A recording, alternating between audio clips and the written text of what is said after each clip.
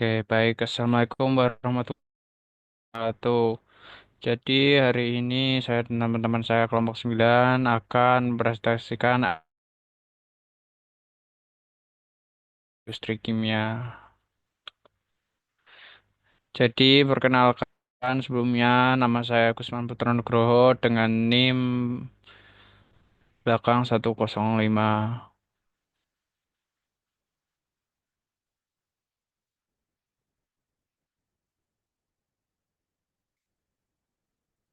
Dulu saya Guys, Mas Das Putra guys, dengan akhiran NIM pulang, 091. pulang.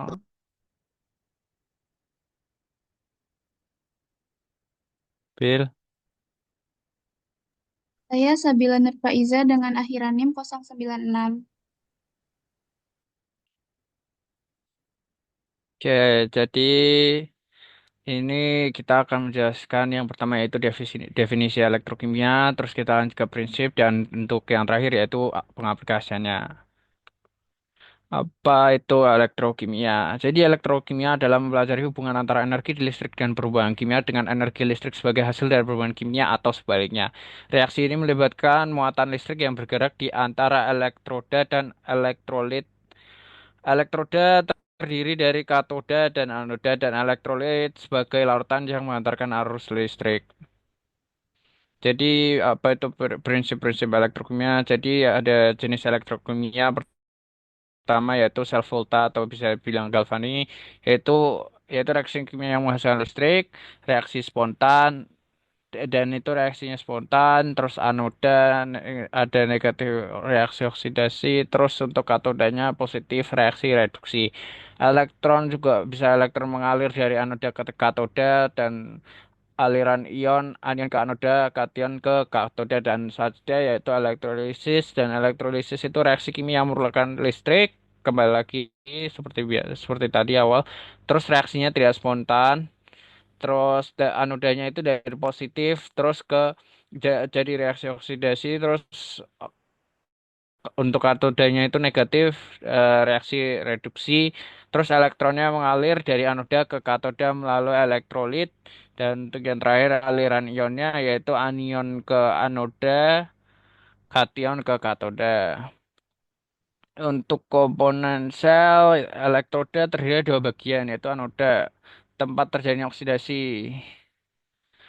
Terus tentu saja katoda, tempat terjadi reduksi, dan ada contohnya tadi anoda dan katoda. Terus larut, terus selanjutnya itu larutan elektrolitnya yang mengandung ion yang mengantarkan arus listrik dan memungkinkan terjadinya transfer elektron dan antara elektroda.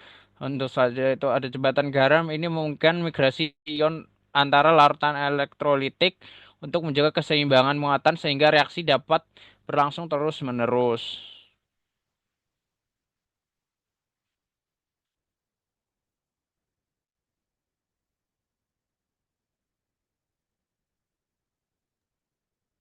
Aplikasi elektrokimia dalam industri yaitu ada yang pertama elektrolisis, yang kedua elektrosintesis, yang ketiga elektrodeposisi, empat elektroplating, lima anodizing, enam baterai, tujuh sel bahan bakar, delapan pengolahan air.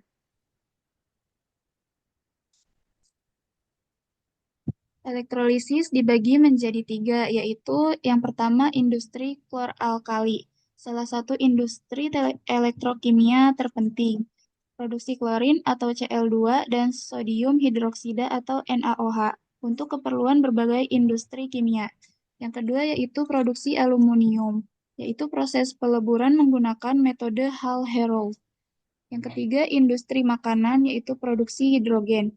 Hidrogen kemurnian tinggi diperlukan pada industri makanan.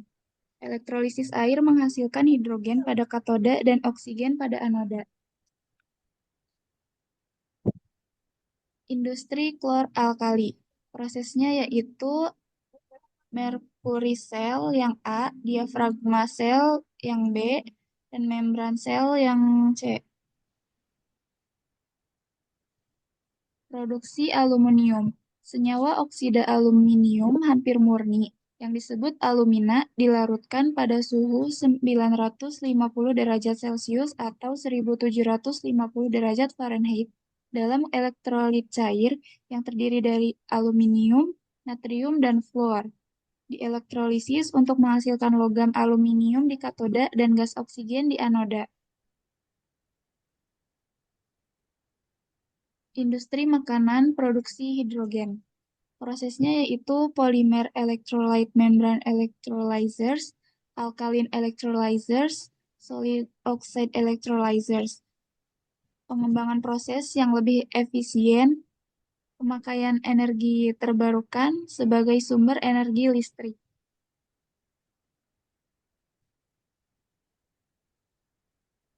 Aplikasi secara elektrosintesis. Nah, ini ada aplikasinya.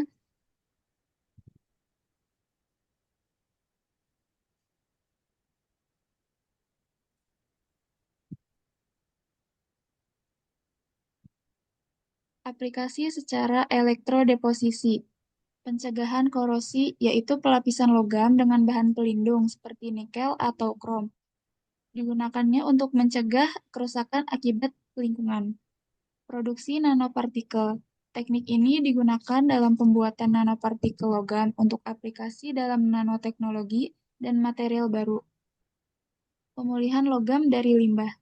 Proses pemulihan logam berharga seperti tembaga atau Cu dan perak atau Ag dari limbah cair industri melalui elektrodeposisi, membantu mengurangi pencemaran dan mendaur ulang logam.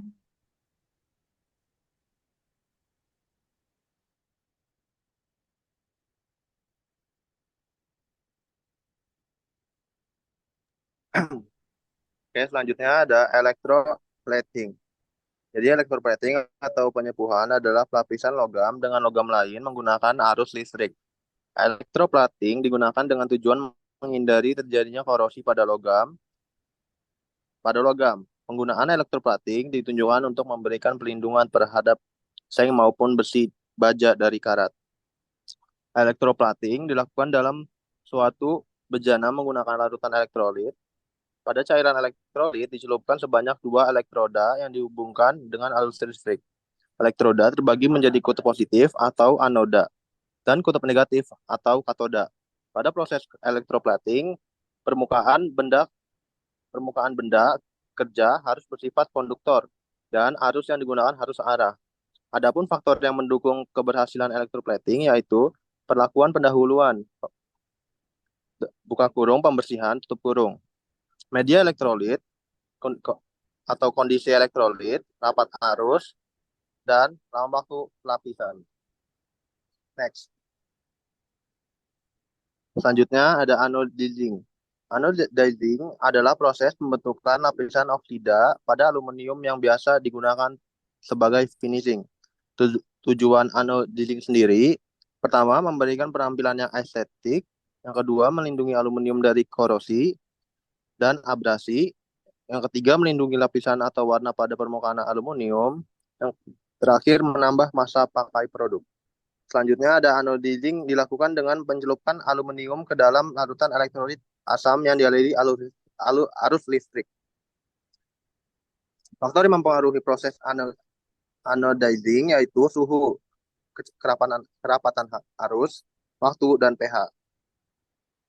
Jenis anodizing sendiri itu yang pertama ada chromic acid, lapisan sekitar 0,5 sampai 2,5 mikron dan menggunakan larutan elektrolit asam kromat.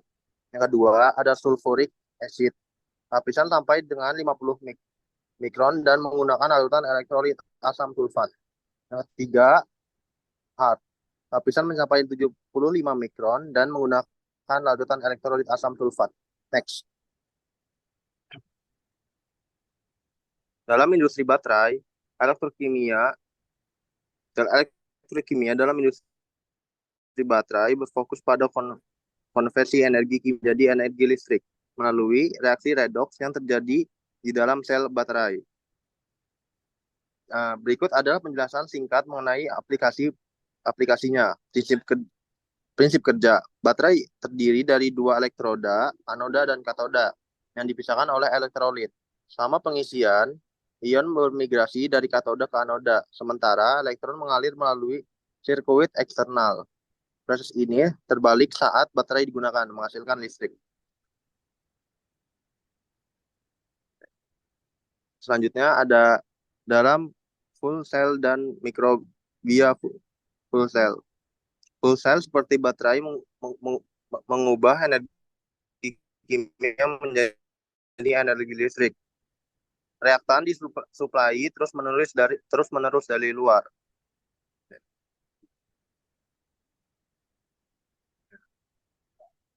Next.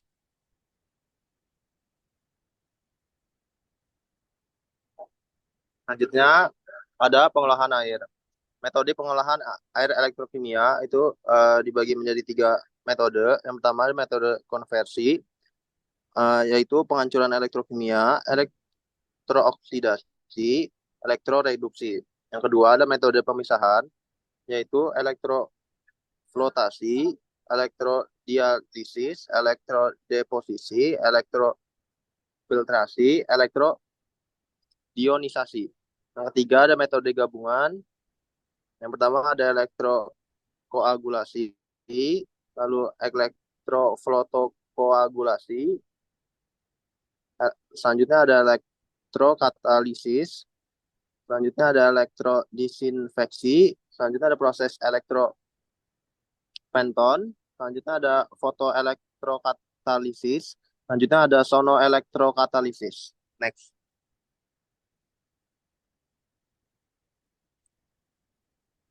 Selanjutnya ada metode pengolahan air elektrokimia, yaitu metode konversi. Penghancuran elektrokimia atau electrochemical destruction, proses penghancuran senyawa kimia menggunakan reaksi elektrokimia yang melibatkan aplikasi arus listrik untuk memecahkan kontaminan menjadi produk yang lebih sederhana dan ramah lingkungan.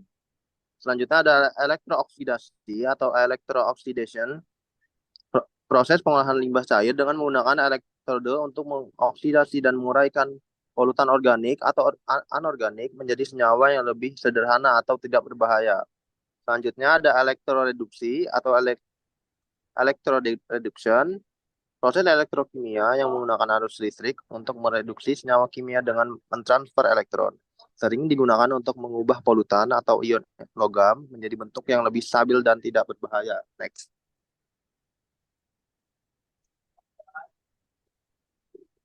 Selanjutnya ada metode pemisahan. Yang pertama ada elektroflotasi atau electroflotation. Metode pemisahan partikel atau kontaminan dari cairan menggunakan gelembung gas mikro yang dihasilkan melalui elektrolisis yang mengapungkan partikel ke permukaan untuk dipisahkan. Selanjutnya ada elektrodialisis, proses pemisahan ion dari larutan menggunakan membran selektif ion dan medan listrik untuk menghilangkan garam, kontaminan dari air atau larutan lainnya. Yang ketiga ada elektrodeposisi, proses pelapisan material pada permukaan elektrode melalui pengendapan ion-ion dari larutan elektrolit menggunakan arus listrik. Selanjutnya ada elektrofiltrasi, itu proses pemisahan partikel dari cairan dengan menggabungkan filtrasi mekanis dan medan listrik untuk meningkatkan efisiensi pemisahan dan pengendapan partikel bermuatan. Selanjutnya ada elektrodionisasi, proses pemurnian air yang menggabungkan teknologi pertukaran ion dan medan listrik untuk secara terus-menerus menghilangkan ion-ion terlarut tanpa menggunakan bahan kimia regenerasi. Baik, untuk selanjutnya yaitu metode gabungan atau elektrokoagulasi atau electrocoagulation. Metode pengolahan air yang menggunakan arus listrik untuk menghasilkan logam dari elektrod yang kemudian mengikat kontaminan dan membentuk vlog untuk mempermudah pemisahan.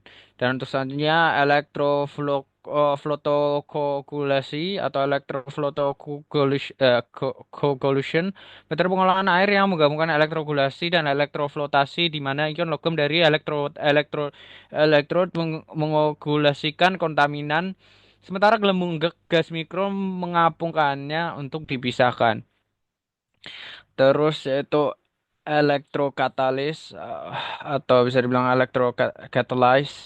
catalysis, proses yang menggunakan bahan katalis untuk meningkatkan laju reaksi elektrokimia seperti reduksi atau oksidasi dengan mengurangi energi yang dibutuhkan untuk reaksi tersebut.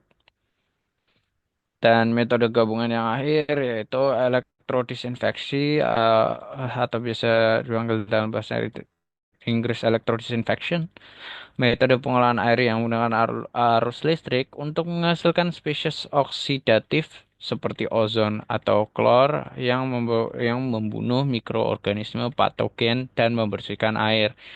Terus selanjutnya itu proses elektroventone atau elektroventone proses dibalik dalam bahasa Inggris, metode pengolahan air yang menggabungkan reaksi Venton dengan elektrokimia di mana hidrogen peroksida dihasilkan secara elektrokimia untuk menghasilkan radikal hidroksil yang efektif dalam menghancurkan kontaminan organik.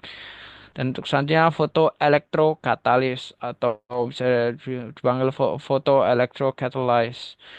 Proses yang menggabungkan energi cahaya dan elektrokatalis untuk mempercepat reaksi elektrokimia seperti degradasi kontaminan dengan menggunakan bahan katalis yang dapat menyerap cahaya dan menghasilkan spesies reaktif. Dan untuk yang terakhir yaitu sonoelektrokatalisis atau sonoelektrokatalysis. Proses yang menggabungkan efek ultrasonik dan elektrokatalis untuk meningkatkan laju reaksi elektrokimia, mempercepat degradasi kontaminan, atau menghasilkan produk kimia melalui kombinasi gelombang suara dan medan listrik. Sekian dari prestasi kelompok 9 ini, semoga bermanfaat. Wassalamualaikum warahmatullahi wabarakatuh.